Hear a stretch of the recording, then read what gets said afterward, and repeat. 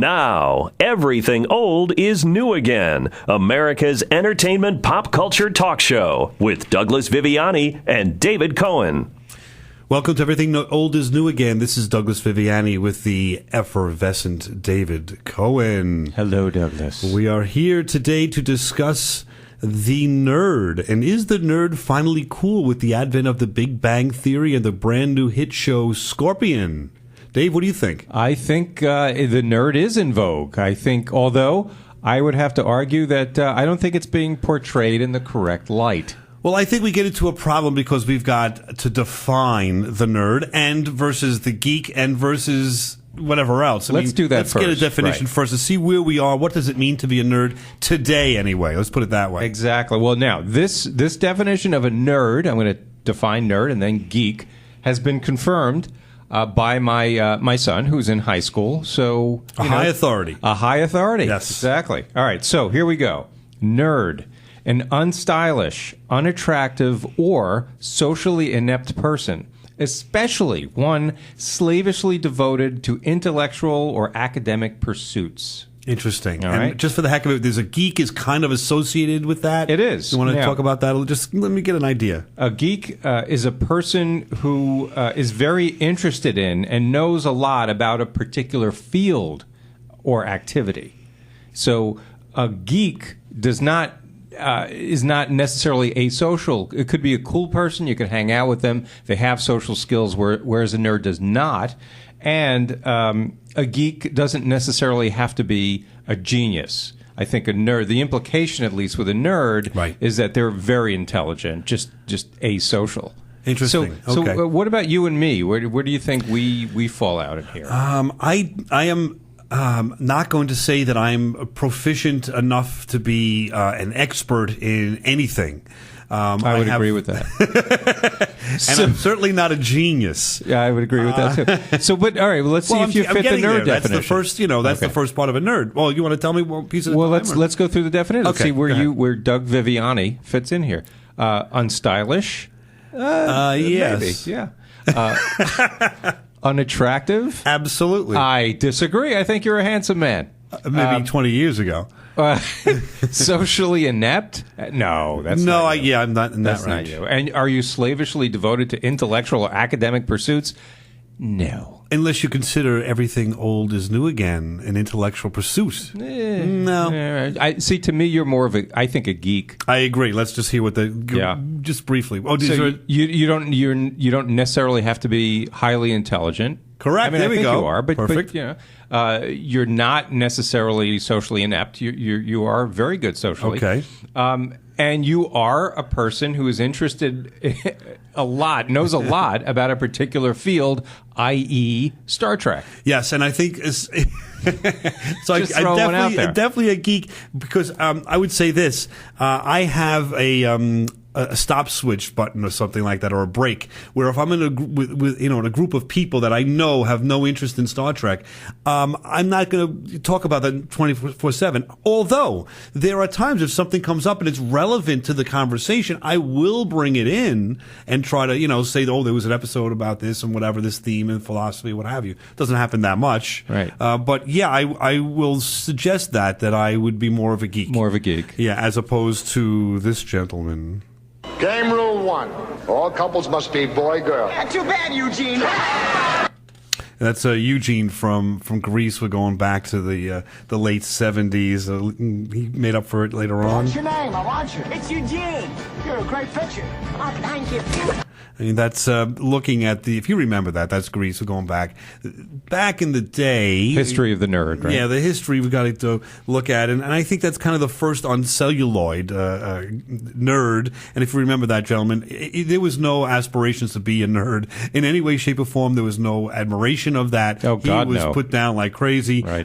Yeah, at the end, they made up for it with his picture business. But he was the foil for and not in a good way, for the In Gang, which were a bunch of boobs to begin with, but that's a different story. Let's take a look at a different movie, Meatballs, a year later, 79. I think that chick over there is staring at me. Which chick? Where? Over there.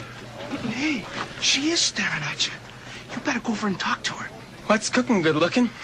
Your fly's undone. Hey, Hey, Spaz. I was watching you. Looked like you had a chance there for a second. Thanks. Bill Murray trying to make me. Spaz. What are you doing that for? Where's that come from?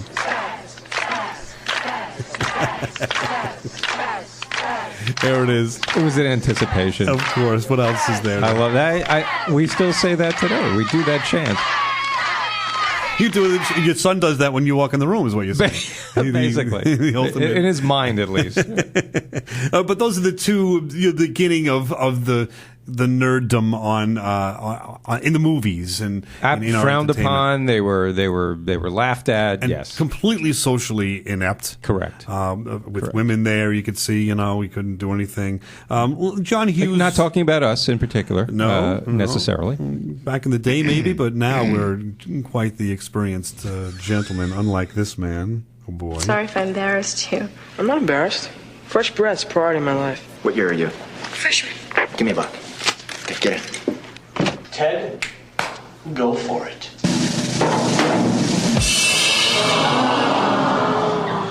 Ted from 16 Candles, Anthony Michael Hall showing the what?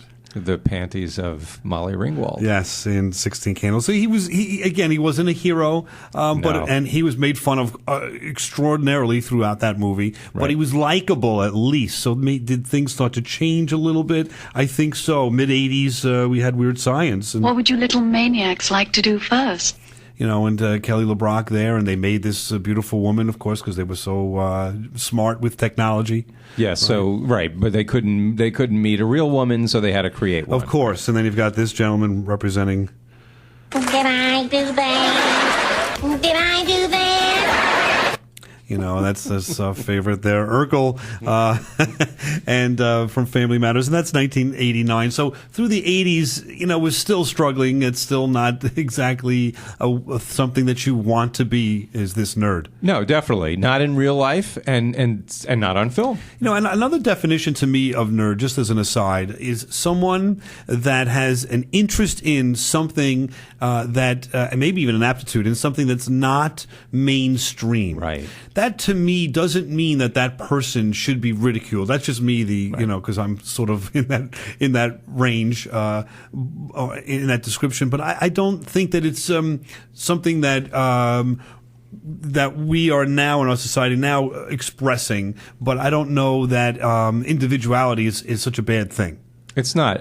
If you're not into sports, if you were a boy, you weren't into sports. You were a nerd. Basically, yeah. God forbid you, as a kid, built Legos instead of played with the Hot Wheels at 8, 6, or 7 years old. We're men. I don't know what it's like for women, but there certainly are female nerds too. I don't know what kind of pressures they felt or feel, but and they're always portrayed. They're wearing glasses, right, and they don't know how to dress properly and all of that.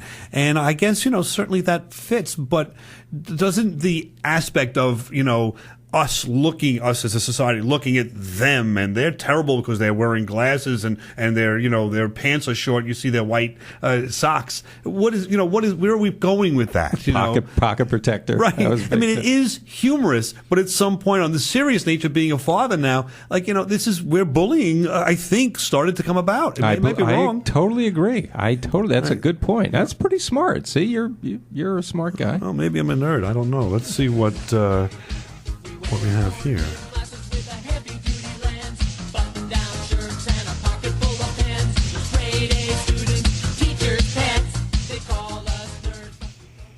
That's from Revenge of the Nerds, the theme song, which may have changed a little bit of this nerd culture. Yeah, they were starting to make a stand, I think, right? I think so. Let's go back to high school and talk about, off the record here, if you felt that you were a nerd or a geek. Because we talked about me, but... Right.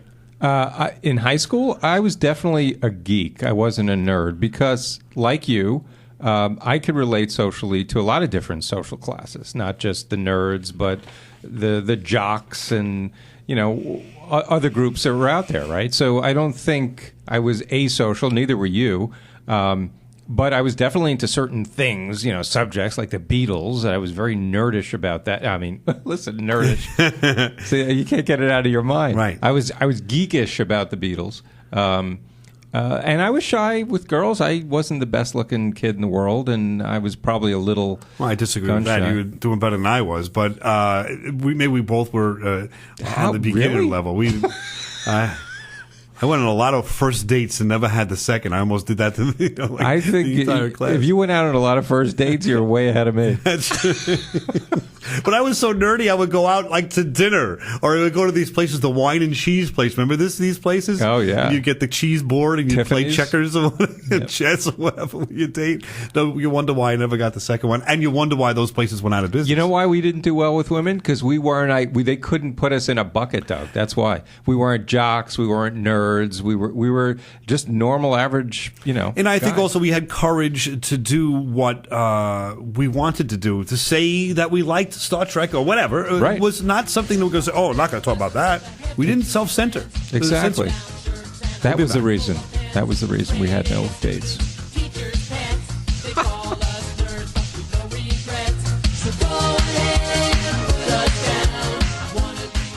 Okay, what is happening now, Jay? Well, we're going to return to Everything Old is New again with Doug and Dave. Oh, okay. I got nothing else better to do. Revenge of the Nerds. Nerds! Nerds! What is a nerd? They've been laughed at, picked on, and put down. I'm not kissing a nerd. They don't have the moves or the muscle, but they've got the brains. I know what we're gonna do. It's time for the odd to get even. Their action tonight demands an immediate retaliation. Revenge of the Nerds. Their time has come. I drink to that. Or another word for that is everything old is new again. Does that work? No. We might be the sequel, if you will, to Revenge of the Nerds. That was from 1984, and I think this movie, and it sounds so silly, is the cornerstone of turning the corner of is nerddom, or is it bad to be a nerd? Is it fun to be a nerd? Is it a nerd smart? They investigated all those things. Yeah, and they went over the top with that movie. I think so. I think kids who were, a little on the nerdish or geekish side, I think saw a little hope watching that movie. Finally, they were not the people that people laughed at. The outcasts. And it was funny because my dad, who was born in the 30s, and when that came out, what would be mid 50s, I guess, he related, believe it or not, to that movie, and he rooted for them, and he actually liked the movie because he grew up in a situation. He admits that he was nerdish, really, and or geekish, one or the other, depending on the definition in the 30s and 40s, and he related to the nerds and loved it. I don't know, great. Just interesting. Let's hear what Booger, one of the characters in that, has to say. I think it's obviously because there's a lot of funny stuff in it and memorable comic bits. But I think the other thing about it, that it actually does have a message, and it involves acceptance and tolerance. I think that's a very powerful thing to people, and I think people respond to it for that reason also. He's at a convention and he's answering questions about Revenge of the Nerds and why is it so popular. And by the way, there was sequels, there was a television show. Right. It went on and on a little bit there. It was good for his career too. Yeah, absolutely.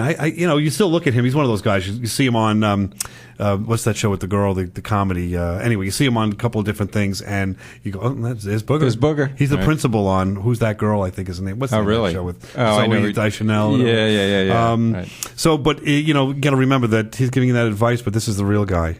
Frankly, I'm not too wild about this next event, but it has become a tradition here at Adams. The belching contest. From the Lambda Mu team, Dudley Dawson. Booger.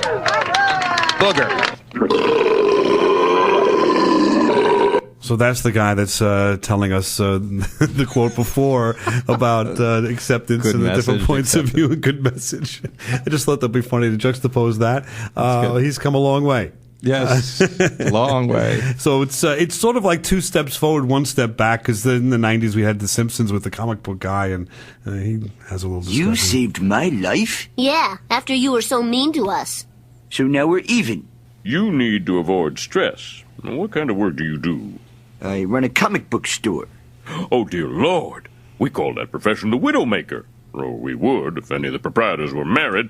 You should close down the store for a while. And then get a friend to run it for you. You do have friends, don't you? Well, the super friends. Well, you should get some friends who aren't printed on paper. What, you mean action figures? I mean, it's funny, and let's go back to our show about comedy. If you want to listen to the podcast, if you've missed that show, we talked about stand-up comedy, and you can find that on everythingoldisnewagain.biz. You got to be able to laugh and make fun of yourself. That's okay. But that's from The Simpsons. The comic book guy couldn't be any more nerdy, right? Oh gosh, or geeky. He might be a blend. He might be nerkish. You're a big fan of The Simpsons. How do they promote this fellow? Is he on the show a lot or what? I'd like to see more of him because he's funny, but he's on enough to make you laugh. Well, that's what I think is happening here with Revenge of the Nerds. Hollywood and maybe our society, sometimes that Hollywood's a reflection, starting to laugh maybe with the nerds now in the 80s and 90s, and then even now in 2003 with Old School. Welcome, everyone, to the official debate section of the Charter Review. What is your position on the role of government in supporting innovation in the field of biotechnology? Recent research has shown that empirical evidence for globalization of corporate innovation is very limited. And as a corollary, the market for technologies is shrinking. As a world leader, it's important for America to provide systematic research grants for our scientists. I believe strongly there will always be a need for us to have a well-articulated innovation policy with emphasis on human resource development. Thank you. That's the way you do it. That's the way you debate. I love it. That's the way you debate. That's the way you debate. I mean, now we're laughing with them. We see the joke. The joke is, about being intelligent, but it's not making fun of being intelligent, but it's sort of having fun with all of that. Right. It's another thing to be good at. Being smart. Right. And so I think we've taken a turn here, and that's just recently, 2003, with that movie. And I think it's a real fun discussion to talk about now. Maybe is Will Ferrell, have you seen him on Saturday Night Live? You see him now. I don't know what he's like personally, but his character that he plays all the time, that cheerleader character and all, they sort of have this emotional quotient is off. Oh, not exactly, right. With the society, if you will, yeah, mainstream. They're definitely marching. His character's always marching to a different beat, no doubt. And sometimes he does it well, is commercially successful. Sometimes he's not. I figure maybe we could reach out, since we're branching out here to all these different people to try to interview. We'll throw it out there and see Will Ferrell. Wouldn't it be a great interview? He would. Will, if you're listening, call us. Exactly. But in the interview, the first thing I'd want to know is he intentionally being a nerd or a geek in all of these movies? I would think, yeah. I mean, that's his kind of persona. That's what's made him the big bucks. Yeah, so he's really playing it. Not in every movie, but in the movies that he plays characters like this. I would hope he's not like that in real life. He's probably the debate part of that movie was probably him. That's his natural point of view. Then he has a great singing voice too. I love that. All we are is dust in the wind.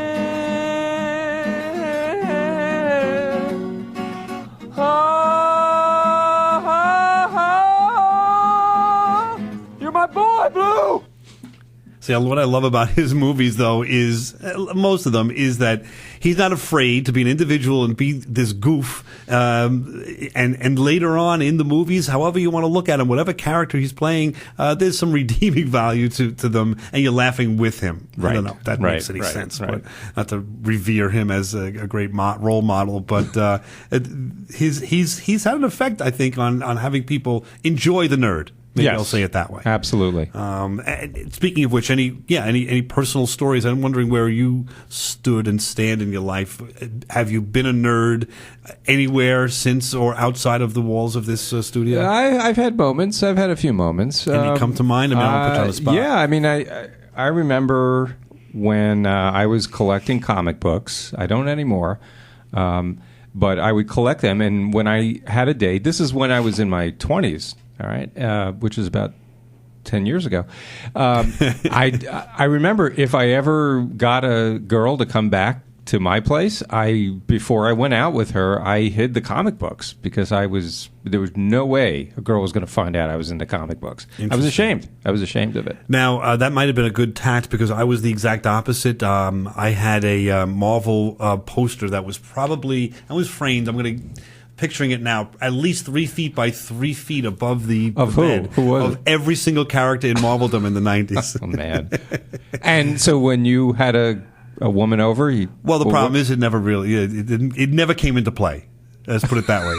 I really never got a chance. No fear. You didn't have to bring it down because I would have if it came up, I would have no qualms with or difficulty talking about comics or Star Trek or whatever. And maybe it did turn a lot of these, or music. I mean, I'm a nerd about a lot of things. You were definitely more evolved than I was. Yeah, I never. But you got married a lot earlier in life than I did. As a result, that doesn't mean anything. I wonder if that had anything to do with it. I don't know. Because I hid my comic books. I don't think so. Did they ever come out? I mean, where are they now? Comics. You know what? I hate to say it, but I think I tossed them. Oh, no. I did. I tossed them. These weren't like collectible kind of comic books. They were just like the current comic books that were coming out. Just as an aside right now, as a comic book collector myself, there's really no point to collecting them now. They're on the internet. You can get them at any time. The only ones to collect are the ones from, let's say... way back when, right? 85 and before then. Right. After that, they're pretty mainstream. You have every Avengers comic book, right? I'm sorry, Fantastic Four. Fantastic Four. Fantastic Four, yes, absolutely. I just love this song. I got to hear a little more of this. Only for a moment, and the moment's gone. All my dreams pass me. Everything Old is New Again is sponsored by the law office of Douglas Viviani. Douglas Viviani has been providing quality legal service for over 26 years. We're a general practice firm and can handle any legal matter you may have for a reasonable fee. If you're involved in a car accident, starting a business, planning your estate, or need a criminal attorney, please call 631-681-1910 or email us at vivianilaw@aol.com for a free consultation. Get the justice you deserve. Contact the law office of Douglas Viviani at vivianilaw@aol.com. This show is sponsored by ResumeDoctorInc.com. When you're looking to change your career, apply for a promotion, or find a job, your resume is the first thing that's seen represents you to a potential employer. Make sure your resume makes a clear, concise, and professional impression of who you are so you can get the job. Send your resume to ResumeDoctorInc@aol.com for a free online review. You'll receive a reasonable quote to properly prepare your resume. Let us make sure you have a resume that will get you noticed. Send your resume or questions to ResumeDoctorInc@aol.com. That's ResumeDoctorInc. Now, everything old is new again. America's entertainment pop culture talk show with Douglas Viviani and David Cohen. It is your ear. There is your ear. All right. Wait, okay, but that means that you walk around with a rubber ear in your pocket all day? Yeah, like half the time. Oh, well, I have to give you a ride home. Yeah, because you don't have a car or anything, right? Right, I don't have a car. Because he doesn't have a car and he does magic. Awesome. The evolution of the nerd, and we're getting a little closer to today's world with the new millennium. The question is there a new nerd?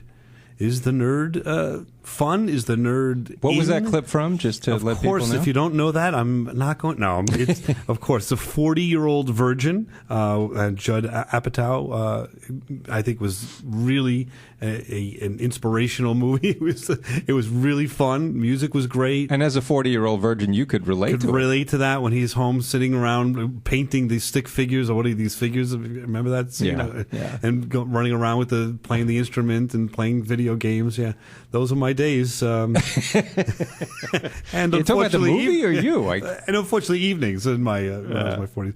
Anyway, I think that's a fun look at the 40-year-old virgin in terms of magic, which we are going to do shows. You like about, magic, don't you? Yeah, isn't that nerdy? God forbid someone like magic. How about the difficulties with women? Let's see what he has got to deal with that.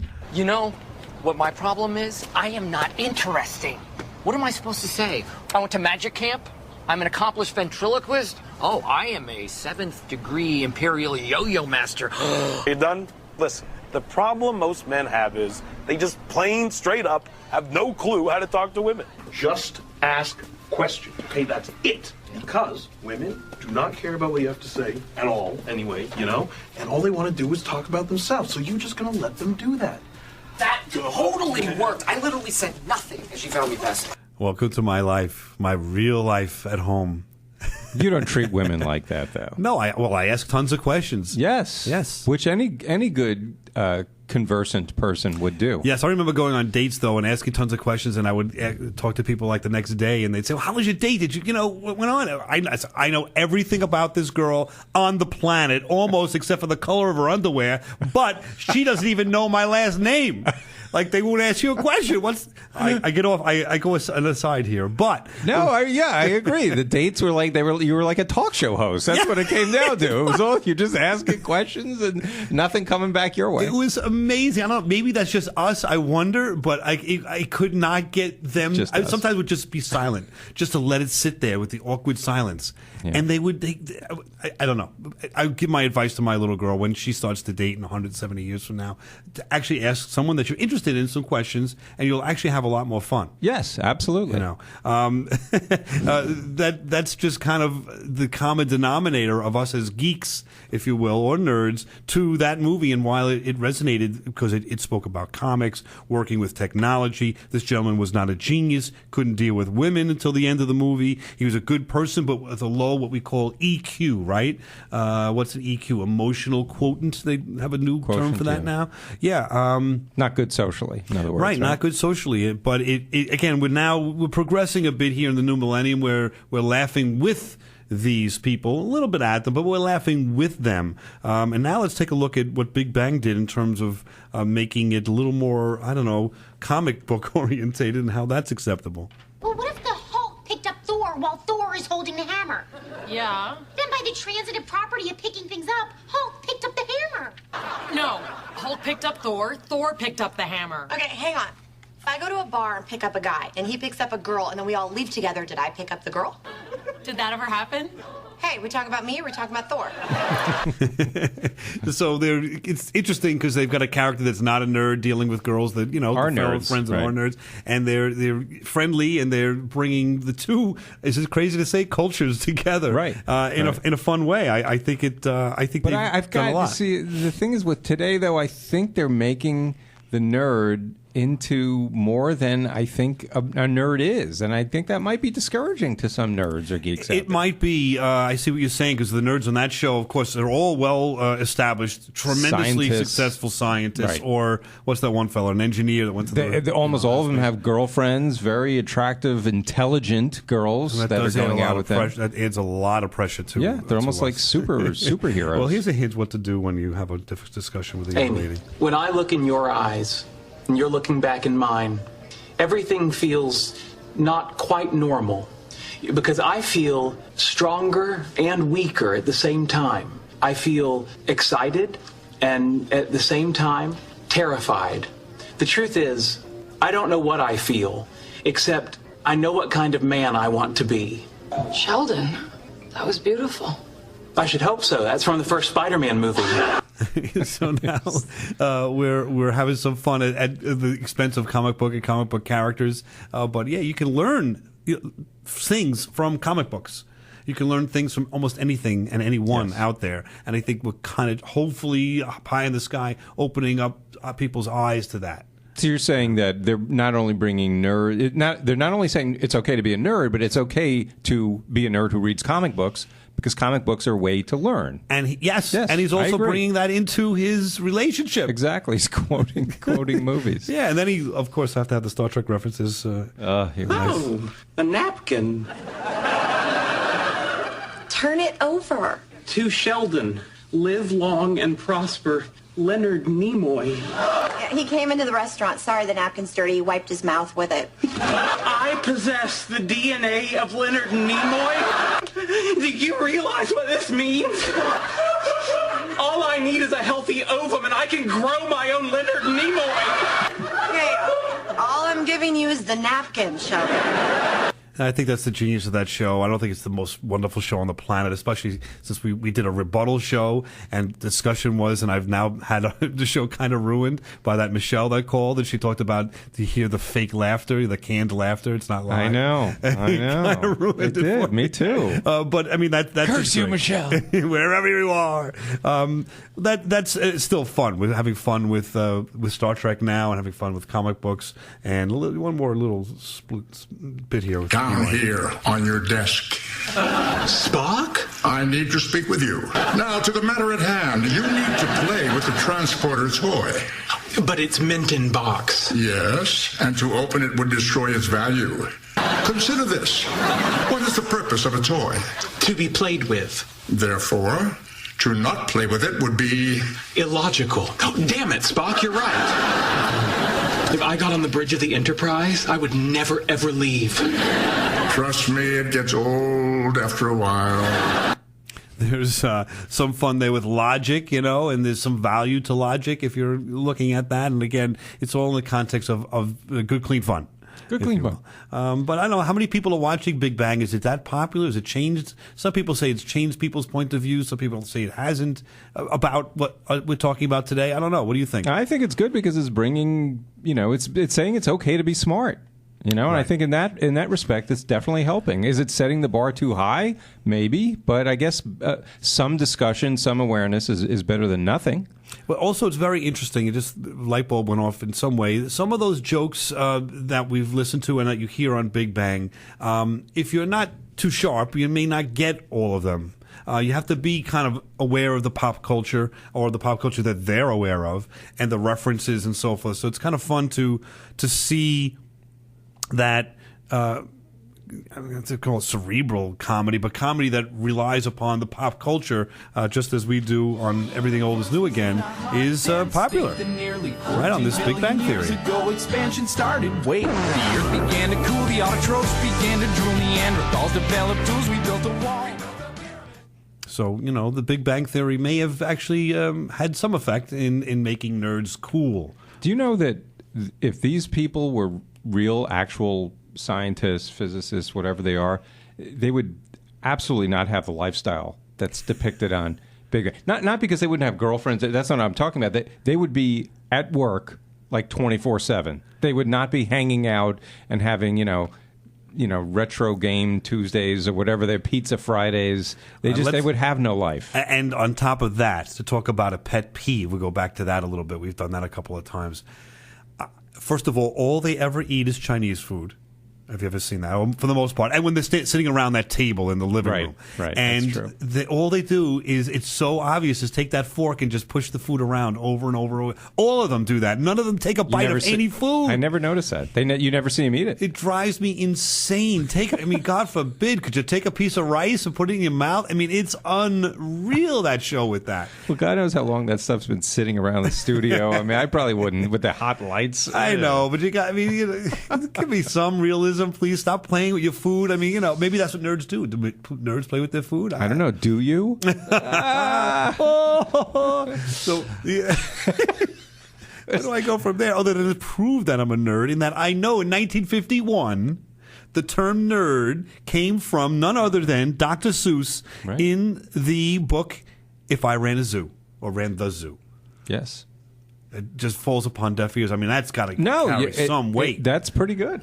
That's pretty. I think that is the popular the popular definition or origin of the word nerd. Perfect. Come on back. What about geek? I don't know where it came from. I think it's Greek. I think it's a Greek word. We'll find that out. The earth began to cool, the autotrophs began to drool, Neanderthals developed tools, we built a wall. We built the pyramids, math, science, history, unraveling. Welcome. This is Davros from Doctor Who, and you are listening to Everything Old is New Again. With Douglas Viviani and David Cohen. Be very afraid. My name is Walter O'Brien, and I'm a genius. Einstein had an IQ of 165. Mine's 197. When I was a kid, it got me into a little trouble. Now that I'm an adult, nothing's changed. That's why I started this company. A tactical team made up of the smartest people on the planet. Just not necessarily the most normal people on the planet. Mechanical prodigy, world-class shrink, a human calculator. You want to do something meaningful? Here's your chance. Welcome to Everything Old is New Again. That's my dad telling me to get on the radio and do a radio show every week. Just a reference there to Scorpion. I don't know if you've seen that show, but it is, I think, the next evolution of the nerd and where we stand to this day. And we'll be discussing that with David Cohen. How are you, Dave? Yes, good. I know you had Still something good. you wanted to follow up on. Well, I was looking to see who the actor was that played Walter O'Brien in Scorpion. He's British. Yes, believe it or not. He and his cast of fellow members of the panel of Scorpion were at a panel with the real Walter O'Brien. That's a real person at the Comic-Con in 2014, and I saw them. He's got one of the highest IQs ever recorded. I think he's number 4 in the world right now, and I think they play it off as certainly they are people in this show that have the huge IQ, but a low ability to communicate and deal with the real world. And that's why they bring in that American Idol girl. That's exactly the woman that's in the show. Yes, and I think it's a great show. There's limitations with everything, but let's just before we dive into the show, let's find out why did a genius. This fellow, again, is maybe, what would you say, the 4th most intelligent person in the country. Yeah. Why is he doing a TV show? For 25 years now, I've run a company that it's for people with high IQ and low EQ, and we try to make them functional in society and make them useful. Finding geniuses is hard. What we did was we figured, what if they could find us? What if we had more awareness and people saw themselves in the show and Googled and found the real company? Then the good we've done so far, which is, we've caught 4 terrorists, stopped 2 wars, saved a lot of lives. We can do more good if more genius join us. So 5 or 8 years from now, people started studying computer science or artificial intelligence because we made it look cool. That might just help this country a little bit. So there you go. I mean, it's I got to call them. They need geniuses. I called. They rejected me outright just from the fact that I was stumbling as I was talking to them. No, the point of view that this gentleman is presenting was very interesting. He's doing the show as public relations for his firm or his school. He is brilliant, and he is. That's a genius thing. Yeah. But on top of that, it is altruistic in some ways. In that he sees the good that he's done, and he's not lying when he says what he has succeeded at doing with stopping the wars and terrorism and so forth. This is a real life guy. Now, not necessarily what's on the show is the episode is exactly what he does or did. I'm sure that's embellished, but it's interesting that this is a real life person. Yeah, if what he claims he actually did, that's pretty impressive. And you're right. The show is they concoct some kind of very weird and unbelievable circumstances they get out of. But I tell you one thing. I like Scorpion. My big issue with it, though, again, it's setting the bar too high for nerds and geeks, Doug. Right. On the other hand, we have to understand that he is celebrating intelligence with that show. It's a celebration of intelligence, and we don't do enough of that anywhere, let alone on TV. And I think it's about time for that. And I think that's an important statement. I don't get it. What is he talking about? Celebrating what? But no, it really is significant that he's diving into this, and maybe I see what you're saying for sure. I think as a result of the show, if it's successful and goes a number of years and gains, popularity that we think it may give the impression that everyone that's a nerd, or really are they a geek because they're not that intelligent, but what I'm saying is everyone that's perceived to be a nerd, do they have the pressure now that they have to answer all the problems with technology, and they've got to answer all have solutions to problems that these people do? Right. Are they now supposed to be the superheroes? Exactly. Have we changed now the perception of nerds to such a degree, or would we, that it might be better to be Eugene from Greece because you just made fun of, but you could do your own thing? I like the old school nerds, man. No pressure. I mean, this is adding a lot of pressure, but I think that also Walter O'Brien has a different point of view, or answering our question a little bit differently. The show will raise awareness and a better understanding of why these folks are the way they are, why their internal sounding board is broken, and why soft skills and the social skills are so hard for them. Advice for teachers: unfortunately, all kids are not the same. They can't be taught the same way. They can't be treated the same way. And I can guarantee that. Dave knows that, and I know that. Raising children ourselves, and many of you out there, you see the same genes, same scenario, same house, same food, and the two children are completely, utterly different. Yeah. Or one child is different from you. I mean, right. even that. Right. So I think that's a great message. I mean, would touch upon the society dealing with people that are different, and he's just trying to fight that. And I like the idea you, it disturbs me. I grew up in a different world that a guy that throws a baseball makes, $11 million a year. But, someone like this, Walter O'Brien, or someone that helps others, like, people that school and help. Teacher, right. Teachers. Or help the autistic children and to assimilate to the world and so forth. They can't even find jobs, or if they do, they're making an hourly wage. I mean, right. it's out there. I agree with that. And it's enough with these sports already. I am a sports guy. I like sports, but I've pulled away in that, this money, we shouldn't as a society in a capitalistic environment admire and pay these people that much money well, I guess we are, because most people are watching and paying dollars for them. But why are we so admired with just sports? Is there anything else in life, I guess is a better way to say it. Right. You know what I mean? Like there's more to it, and I think Scorpion has a nice way to say it. 3 people in the world that have ever scored higher on an IQ test than Walter. I'm sitting next to number 4. We don't want to make fun of those people. It's difficult. It's challenging. Walter has described it sometimes in ways that makes it feel like a disability. So at no point will our intention ever be to mock or make fun of. That's Nick Santoro, one of the executive producers of Scorpion, just to give you an idea who that was. Right. So, I mean, that's where I stand on it. I think it's a nice turn, and I think it's the development. But you're right, man. What if all of a sudden this show becomes so popular that it spawns all these other shows where everyone is, the nerd or the smart superhero. guy, the nerd superhero. Right. That's why I like a movie like Napoleon Dynamite. And what I like about that movie is because it's about a few nerds, geeks. They're kind of a cross, right? Because they're not intelligent, but they're also like asocial. They've got everything wrong about them that you can have. But the point of the story is that in the end, they're good people, and they have each other's backs against the entire world that's against them. And they learn a certain skill. That's a big joke in the movie. You have to have a skill. To gain them popularity, if you will, or acceptance by everyone else. So the story I think, is more realistic and more about maybe your everyday nerd, for lack of a better phrase, that those kids, those even adults, can relate to and strive for. It's about acceptance, and it's about being a good person and supporting your friends and your family. And we're not making fun of nerds like Fonzie. I remember this distinctly, like Fonzie did. Who was admired back in the day? Fonzie was so cool. Right. And I remember distinctly seeing one of those shows, Happy Days, where I don't forget the exact thing, but he made fun of nerds. Called some guy, "You're a nerd," Right. And that was laughed at, and everyone was so fun. And where are we now?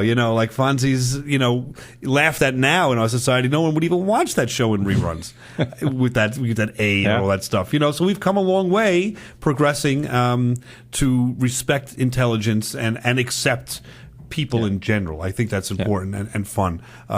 So we're happy to then take a look at the 40-Year-Old Virgin, just to listen to that fun song that they had at the end of the movie with some celebration. Let the sun shine in, the sun.